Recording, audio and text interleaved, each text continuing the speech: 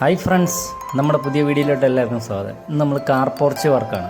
അതിൽ നമ്മൾ ഉപയോഗിക്കുന്ന ACP ഷീറ്റാണ് ഉപയോഗിക്കുന്നത് റൂഫായിട്ട്.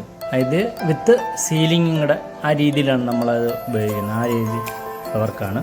ബ്ലൂ കളറാണ്, നേവി ബ്ലൂ.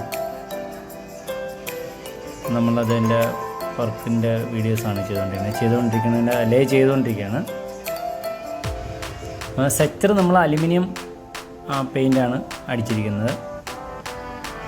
അപ്പോൾ നല്ലൊരു കോമ്പിനേഷൻ ആയിരിക്കും ഇതിൻ്റെ അലുമിനിയവും ഈ ബ്ലൂവും തമ്മിലുള്ള ഒരു നല്ല ഡിസൈൻ ആയിരിക്കും. അതുകൊണ്ടാണ് നമ്മളങ്ങനെ